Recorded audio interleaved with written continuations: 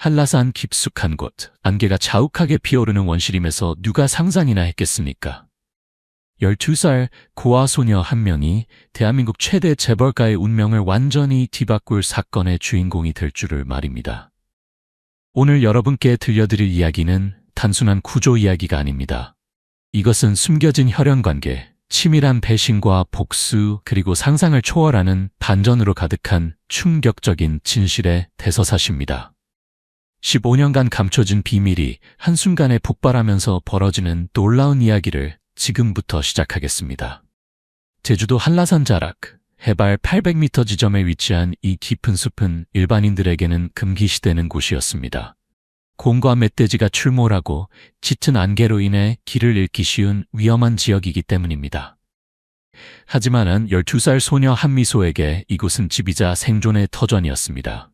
미소는 부모의 얼굴도 이름도 기억하지 못합니다. 5살 때부터 이 숲에서 홀로 살아왔으니까요. 낡은 천막 하나와 녹슨 리어카, 그리고 한쪽 눈이 떨어진 곰인형이 그녀의 전 재산이었습니다. 매일 새벽 5시면 일어나서 숲 곳곳을 돌아다니며 고철과 폐품을 줍는 것이 미소의 일과였습니다. 마을까지 내려가 고물상에 팔면 하루 벌어 하루 먹고 살 수 있었죠. 때로는 야생 열매나 나무를 채취해서 끼니를 때우기도 했습니다. 오늘도 여느 때와 다름없이 리어카를 끌고 깊은 숲길을 걸어가고 있었습니다.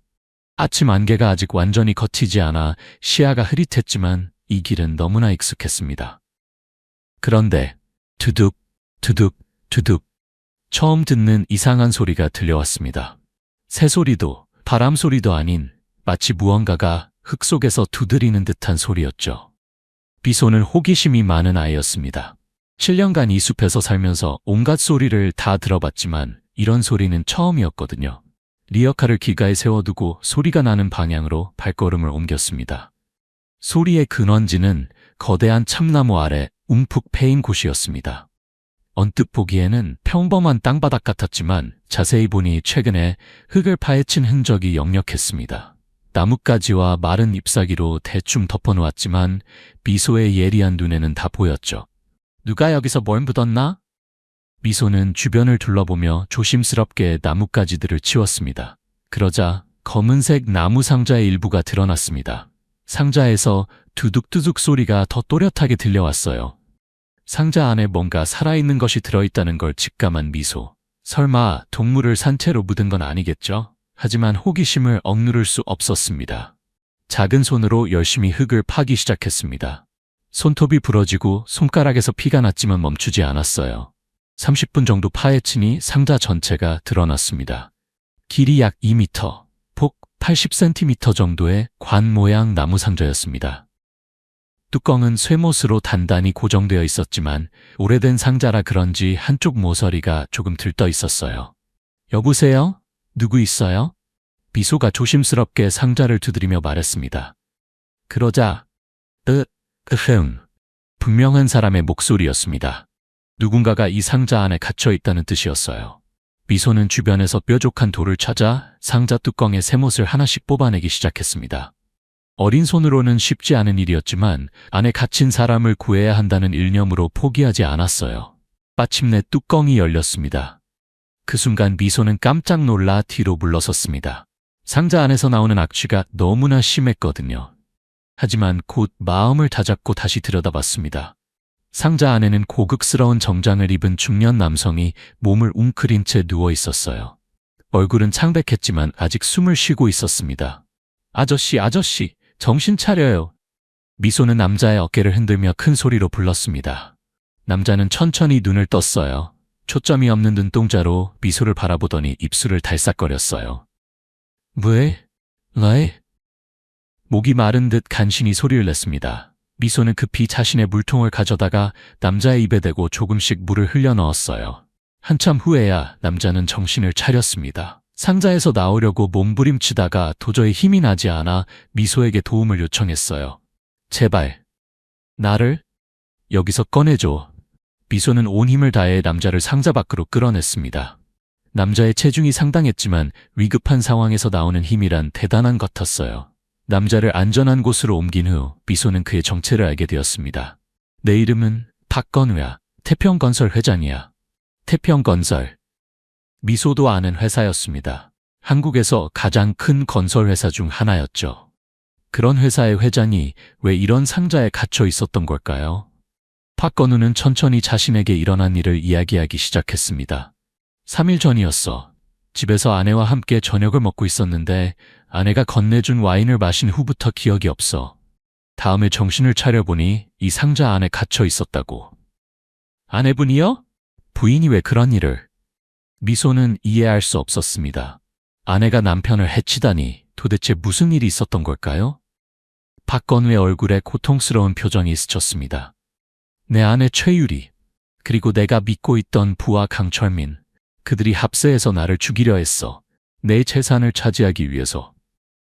박건우는 계속해서 충격적인 이야기를 들려주었습니다. 최유리는 건우보다 15살 어린 여자였습니다. 건우가 45살 때 결혼한 두 번째 아내였죠. 첫 번째 아내와 딸은 15년 전 교통사고로 세상을 떠났고 그 슬픔에 잠겨있던 건우에게 유리가 나타났었어요. 아름답고 상냥한 유리는 상처받은 건우의 마음을 달래주는 천사 같은 존재였습니다. 5년 전 결혼 후 건우는 행복한 날들을 보냈죠. 하지만 그것은 모두 가면이었습니다. 유리는 처음부터 내 재산이 목적이었어. 강철민과는 결혼 전부터 내연 관계였던 것 같아. 그들은 5년간 치밀하게 계획을 세웠던 거야. 강철민은 건우의 회사에서 10년간 일한 믿을 만한 부하였습니다. 건우는 그를 거의 아들처럼 여겼었죠. 회사의 중요한 일들을 모두 맡겼고 개인적인 일까지 상담할 정도로 신뢰했었어요. 그들의 계획은 완벽했어. 나를 죽인 후 유리가 유일한 상속자가 되는 거였지. 그리고 철민이 회사를 운영하면서 둘이 재산을 나눠 갖는 것이었어. 미소는 박건우를 안전한 곳으로 옮겨야 한다고 생각했습니다. 하지만 12살 소녀 혼자서는 한계가 있었어요. 도움이 필요했습니다. 미소가 가장 먼저 떠올린 사람은 산 입구에서 작은 가게를 운영하는 박순자 할머니였습니다. 가끔 고물을 팔러 갔을 때 친절하게 대해주시던 분이었거든요. 할머니, 큰일 났어요. 미소는 급하게 가게로 뛰어가서 상황을 설명했습니다. 처음에는 믿지 않던 순자 할머니도 미소가 찍은 박건우의 사진을 보고는 깜짝 놀랐어요. 이분이 박건우 회장님이시구나. 순자 할머니는 10년 전 박건우의 도움을 받은 적이 있었습니다. 가게가 부도 위기에 처했을 때 우연히 들은 박건우가 무담보로 1억 원을 빌려줬었거든요. 그 돈으로 가게를 다시 일으켜 세웠고 이자까지 쳐서 다 갚았었어요. 그때의 은혜를 갚을 때가 온 것 같구나. 미소야, 우리가 회장님을 도와드리자. 순자 할머니는 즉시 서울에 있는 지인에게 연락했습니다. 김다은 의사였어요. 다은은 서울 강남에서 자선병원을 운영하고 있었는데 이 병원의 건물과 운영비를 후원해준 사람이 바로 박건우였습니다. 박 회장님이 살아계시다고요? 지금 즉시 제주도로 출발하겠습니다. 다은 의사는 급히 의료진과 함께 전세기를 타고 제주도로 향했습니다. 박건우에 대한 은혜를 갚을 기회였거든요. 박건우는 순자 할머니의 가게 뒤편에 있는 작은 창고에서 치료를 받았습니다. 다은 의사의 진단 결과 심한 탈수와 영양실조 상태였지만 생명에는 지장이 없었어요. 3일간 물과 음식을 거의 섭취하지 못해서 몸이 많이 약해진 상태입니다. 하지만 적절한 치료를 받으면 곧 회복될 겁니다. 박건우는 서서히 체력을 회복해갔습니다. 그리고 미소를 바라보는 시선이 점점 달라지기 시작했어요. 미소를 유심히 관찰하던 박건우는 놀라운 것을 발견했습니다. 미소의 왼쪽 눈 아래에 작은 점이 있었는데 그 점이 자신의 첫 번째 딸 박서은이 가지고 있던 것과 똑같았던 것입니다. 박서은은 15년 전 교통사고로 세상을 떠났다고 알려진 건우의 첫 딸이었습니다. 당시 겨우 2살이었는데 왼쪽 눈 아래에 작은 점이 있어서 복점이라고 불렀었죠. 설마 그럴 리가 없어? 하지만 점의 위치와 모양이 너무나 똑같았습니다. 건우는 자꾸만 서은을 떠올리게 되었어요. 더 놀라운 것은 미소의 행동과 말투였습니다. 어쩐지 서은의 어릴 적 모습과 비슷한 면이 많았거든요. 같은 음식을 좋아하고 같은 습관을 가지고 있었어요. 박건우는 탐정 이재혁에게 은밀히 연락했습니다. 이재혁은 20년간 사설 탐정 일을 해온 베테랑이었어요. 건우와는 오래된 친구 사이였죠. 재혁아, 급한 일이 있어. 15년 전 그 교통사고에 대해 다시 조사해 줄 수 있겠어? 15년 전 사고요? 부인과 따님이 돌아가신 그 사고 말씀이신가요? 그래, 뭔가 이상한 점들이 있어. 자세히 조사해봐. 이재혁은 즉시 조사에 착수했습니다. 15년이나 지난 일이라 쉽지 않았지만 그의 경험과 인맥을 동원해서 하나씩 파헤쳐 나갔어요. 일주일 후 이재혁이 가져온 조사 결과는 충격적이었습니다. 박 회장님, 이상합니다. 15년 전 그 사고, 뭔가 조작된 흔적이 있어요. 이재혁이 발견한 의심스러운 점들. 1. 사고 당시 목격자들의 증언이 서로 달랐음. 2. 병원 기록에서 이상한 점들이 발견됨. 3. 박서은의 시신 신원 확인 과정에 허점이 있었음. 4. 사고 처리를 담당한 경찰관이 얼마 후 거액의 부동산을 구입함. 그리고 또 하나, 서은 양의 DNA 검사 기록이 사라져 있습니다. 당시 신원 확인을 위해 채취했던 샘플과 기록이 모두 없어졌어요. 박건우는 온몸에 전율이 흘렀습니다. 혹시 서은이 살아있는 건 아닐까? 그리고 미소가 바로? 박건우는 확신을 얻기 위해 DNA 검사를 실시하기로 했습니다. 하지만 아직 최유리 일당이 자신이 살아있다는 사실을 모르는 상황이라 은밀하게 진행해야 했어요. 다은 의사의 도움으로 서울에 신뢰할 만한 유전자 검사소에 의뢰했습니다. 미소에게는 건강검진이라고 말했죠. 미소야, 너 그동안 제대로 된 건강검진을 받아본 적이 없지? 한번 받아보자. 미소는 순순히 따라왔습니다. 체열과 구강 점막 채취를 할 때도 별다른 의심 없이 응했어요. 검사 결과를 기다리는 일주일은 박건우에게 가장 긴 시간이었습니다. 만약 미소가 정말 서은이라면? 15년간 죽었다고 생각했던 딸이 고아로 살아왔다면? 드디어 결과가 나왔습니다. 다은 의사가 직접 가져온 검사 결과지를 받아든 박건우의 손이 떨렸어요. 친자 확률 99.97%. 미소는 박건우의 친딸이 확실했습니다. 박건우는 그 자리에서 눈물을 터뜨렸습니다. 15년간 잃어버렸다고 생각했던 딸이 살아있었고 운명처럼 자신을 구해준 것이었어요. 미소야, 아니 서은아. 박건우가 떨리는 목소리로 부르자 미소는 이상하다는 듯 그를 바라봤어요. 아저씨, 서은이가 누구예요? 너야. 너의 진짜 이름은 박서은이야. 그리고 나는 너의 아빠야. 박건우는 미소에게 모든 진실을 털어놓았습니다. 15년 전의 교통사고, 미소의 진짜 신분, 그리고 자신들의 부녀 관계까지. 처음에는 믿지 못하던 미소도 점차 진실을 받아들이기 시작했어요. 어쩐지 박건우를 보면 묘한 친근감이 들었던 이유를 알 것 같았거든요. 그럼 제가 정말 아빠의 딸이에요? 그래, 내 소중한 딸이야. 15년간 너를 찾아 헤맸어. 부녀의 감동적인 재회. 하지만 기쁨도 잠시, 이제 진짜 싸움이 시작되려 하고 있었습니다. 같은 시각 서울 강남의 초고층 펜트하우스에서는 최유리가 강철민과 함께 다음 계획을 논의하고 있었습니다. 여보, 박건우 그 늙은이는 확실히 처리된 거 맞지? 당연하죠. 제가 직접 확인했는데 3일간 아무것도 먹지 못했으니 이미 저 세상 사람이에요. 최유리는 만족스러운 표정을 지었습니다. 이제 태평건설과 수조원의 재산이 모두 자신의 것이 되었거든요. 그런데 여보, 우리 딸 하유리는 언제 데려올 거예요? 하유리는 최유리가 기르고 있는 17살 소녀였습니다. 최유리는 주변 사람들에게 자신의 딸이라고 소개했지만 실제로는 전혀 다른 사연이 있었어요. 사실 김하율은 15년 전 박서은과 바뀐 아이였습니다. 최유리와 강철민이 오래전부터 계획한 음모의 일부였죠. 당시 최유리는 박건우와 결혼하기 위해 접근하고 있었는데 박건우에게 이미 딸이 있다는 것이 걸림돌이었어요. 그래서 교통사고를 조작해서 박건우의 첫 번째 아내를 제거하고 딸은 다른 아이와 바꿔치기 했던 것입니다. 진짜 박서은 고아원으로 보내졌고 가짜 딸 하율을 대신 키우면서 나중에 재산 상속자로 만들려고 했었죠. 하율의 왼쪽 눈 아래 점도 인위적으로 문신한 것이었습니다. 박서은의 특징을 그대로 복사한 것이었어요. 이제 하율이를 정식으로 박건우의 딸로 입양 신고하고 유일한 상속자로 만들어야 해요. 좋은 생각이에요. 그럼 법적으로도 완벽하게 우리 것이 되겠네요. 하지만 그들이 모르는 사실이 있었습니다. 진짜 박서은이 살아있고 박건우도 아직 살아있다는 것을 말이죠. 박건우는 신중하게 계획을 세웠습니다. 최유리 일당을 확실히 처벌하기 위해선 결정적인 증거와 함께 대중에게 공개해야 했어요. 먼저 믿을 만한 언론사에 연락했습니다. 조선일보의 사회부 기자인 윤미영에게 전화를 걸었죠. 미영 씨, 나야, 박건우야. 네? 박건우 회장님, 그런데 회장님 돌아가셨다는 소식을 들었는데 그게 바로 내가 연락한 이유야. 내가 죽었다는 건 거짓이야. 지금부터 충격적인 이야기를 해줄 테니 잘 들어봐. 3일 후 서울 프레스센터에서 전국을 뒤흔들 기자회견이 열렸습니다. 죽었다고 알려진 박건우 회장이 살아서 나타난 것이었어요. 안녕하십니까. 저는 박건우입니다. 여러분이 알고 계시는 것과 달리 저는 아직 살아 있습니다. 기자들은 깜짝 놀라 웅성거렸습니다.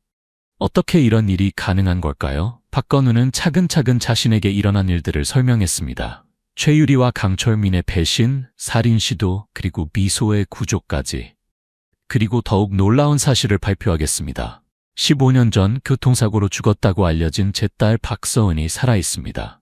박건우는 미소의 손을 잡고 무대 위로 올라왔습니다.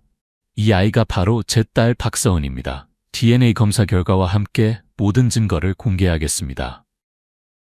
이 발표는 전국을 뒤흔들었습니다. 주요 뉴스는 물론이고 인터넷과 SNS에서도 화제가 되었어요. 재벌 회장 생매장 사건, 15년 만에 되찾은 딸, 재벌가의 충격적인 배신. 국민들은 충격과 분노를 금치 못했습니다. 어떻게 이런 일이 가능한지, 최유리와 강철민은 어떤 처벌을 받을지 궁금해했어요. 기자회견이 끝나자마자 검찰과 경찰이 움직였습니다. 박건우가 제출한 증거들만으로도 충분히 체포영장을 발부받을 수 있었거든요. 강남 펜트하우스에서 여유롭게 샴페인을 마시고 있던 최유리와 강철민은 갑자기 들이닥친 수사관들을 보고 깜짝 놀랐어요. 최유리 씨, 강철민 씨 살인 미수와 감금, 사기 등의 혐의로 긴급 체포합니다. 뭐라고요? 이게 무슨 소리예요? 최유리는 끝까지 발악했지만 소용없었습니다. 이미 모든 증거가 확보된 상태였거든요. 텔레비전에선 실시간으로 체포 과정이 중계되었습니다. 수갑을 찬 채 끌려가는 최유리의 모습에 국민들은 통쾌함을 느꼈어요. 수사가 진행되면서 더욱 충격적인 사실들이 드러났습니다. 최유리와 강철민 뒤에는 더 큰 조직이 있었던 것이에요. 블랙 네트워크라고 불리는 이 조직은 신생아 바꿔치기와 신분 조작을 전문으로 하는 국제 범죄 조직이었습니다. 한국, 중국, 일본을 무대로 활동하며 수십 년간 수백 명의 아이들을 거래해왔죠. 박서은과 김아율의 바꿔치기도 이 조직의 작품이었습니다. 최유리는 단순한 범죄자가 아니라 이 조직의 한국 지부 간부였던 것이에요. 구속된 강철민은 결국 모든 것을 자백했습니다. 사형을 면하기 위해서였죠. 제가 모든 걸 말하겠습니다. 최유리만의 일이 아니었어요. 뒤에 거대한 조직이 있어요. 강철민의 자백으로 블랙 네트워크의 실체가 드러나기 시작했습니다. 조직의 한국 내 협력자들, 해외 연결고리, 그동안 벌인 범죄들까지 모두 폭로되었어요. 박서은 양은 첫 번째 희생자가 아니었습니다. 이미 수십 명의 아이들이. 저희는 정말 악마 같은 일을 했어요. 박건우와 서은은 15년간 잃어버린 시간을 되찾으려 노력했습니다. 서은은 이제까지 미소라는 이름으로 살아왔기 때문에 진짜 이름에 적응하는 것부터 쉽지 않았어요. 아빠, 이렇게 부르는 게 아직도 어색해요. 괜찮아, 서은아, 천천히 적응하면 돼. 아빠도 15년간 너 없이 살아온 게 익숙해져 버렸거든. 박건우는 서은을 위해 강남의 최고급 아파트를 새로 구입했습니다. 서은만을 위한 방도 꾸며주고 그동안 사지 못했던 옷과 장난감들로 가득 채워줬어요. 하지만 서은은 어색해했습니다. 12년간 혼자 살아온 습관이 하루아침에 바뀔 수는 없었거든요. 서은은 제대로 된 교육을 받은 적이 없었습니다. 글자는 겨우 읽을 수 있는 수준이었고 수학은 기본적인 셈 정도만 할 수 있었어요. 박건우는 최고의 가정교사들을 고용해서 서은의 교육을 시작했습니다. 처음에는 힘들어했지만 서은은 놀라운 집중력과 기억력을 보여줬어요. 서은이는 정말 똑똑한 아이구나. 이렇게 빠르게 배우는 아이는 처음 봐요. 6개월 만에 초등학교 6학년 수준까지 따라잡았습니다. 1년 후에는 중학교 과정도 마스터했어요. 하지만 사회생활은 쉽지 않았습니다. 또래 아이들과 어울리는 법을 모르는 서은은 학교에서 외톨이가 되기 쉬웠어요. 제가 그 유명한 박서은이야. 산에서 거지처럼 살다가 재벌딸로 변신한. 아이들의 수근거림과 호기심 어린 시선들이 서은을 힘들게 했습니다. 하지만 서은은 포기하지 않았어요. 아버지를 실망시키고 싶지 않았거든요. 수사 과정에서 김하율의 존재도 세상에 알려졌습니다.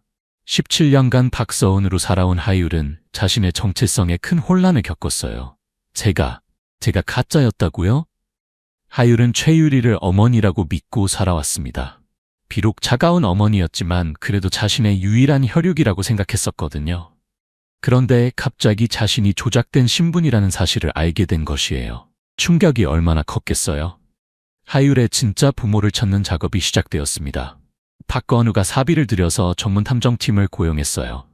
하율이도 억울한 피해자야. 우리가 도와줘야 해.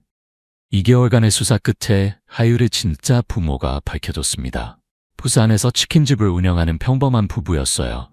17년 전 신생아였던 딸을 병원에서 잃어버리고 그동안 찾아 헤매고 있었죠. 우리 지은이, 정말 우리 지은이구나. 하율의 진짜 이름은 김지은이었습니다.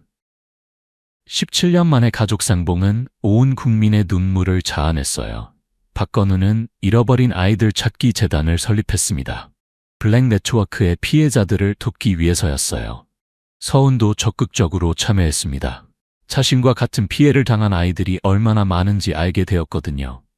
저도 도울래요, 아빠. 제가 겪은 고통을 다른 아이들은 겪지 않았으면 좋겠어요. 최유리와 강철민의 재판이 시작되었습니다. 전국에 관심이 쏠린 세기의 재판이었어요. 검찰은 무기징역을 구형했습니다. 살인 미수, 감금, 사기, 아동유괴 등 수십 개의 혐의가 적용되었거든요. 피고인들의 범죄는 단순한 개인적 욕심을 넘어서 수많은 가족을 파괴한 반인륜적 범죄입니다. 법정에서도 최유리는 끝까지 발악했습니다. 저는 억울합니다.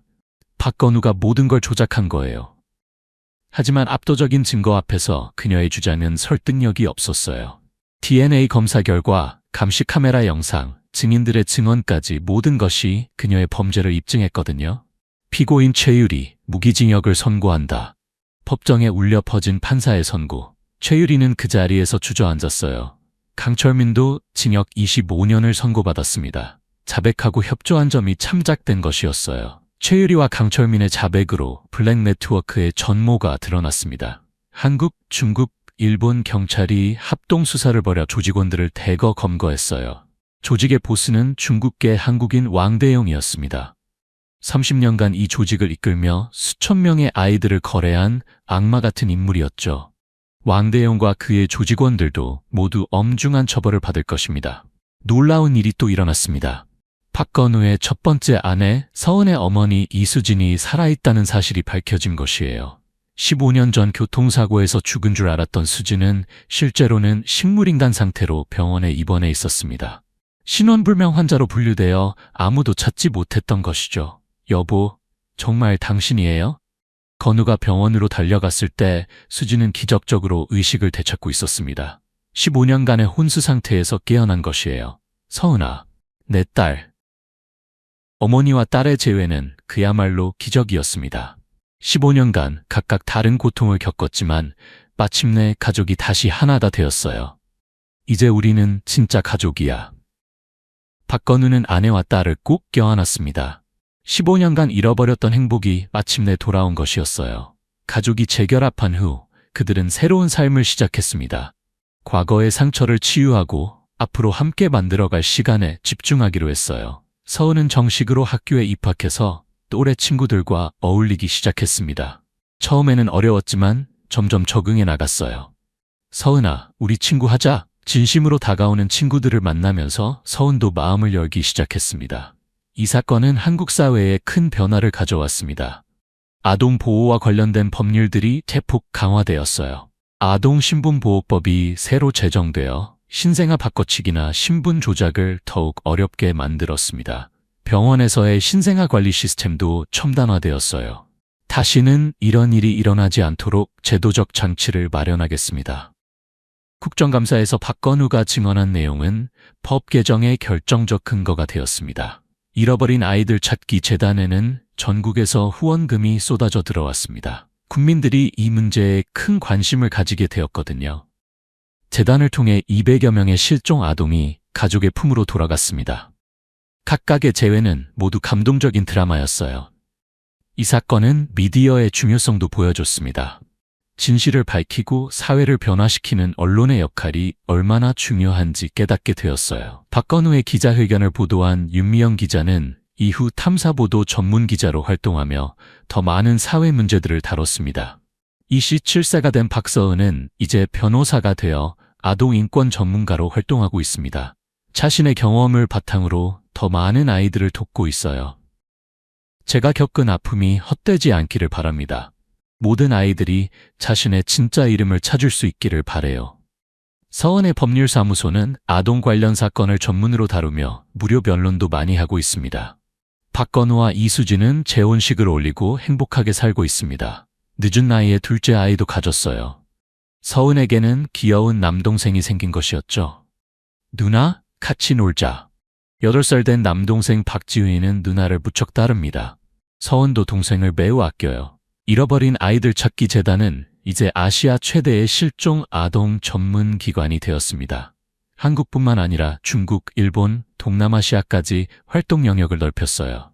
지금까지 1,500여 넘는 아이들이 가족을 찾을 수 있었습니다. 각각의 성공 사례는 모두 기적 같은 이야기들이에요.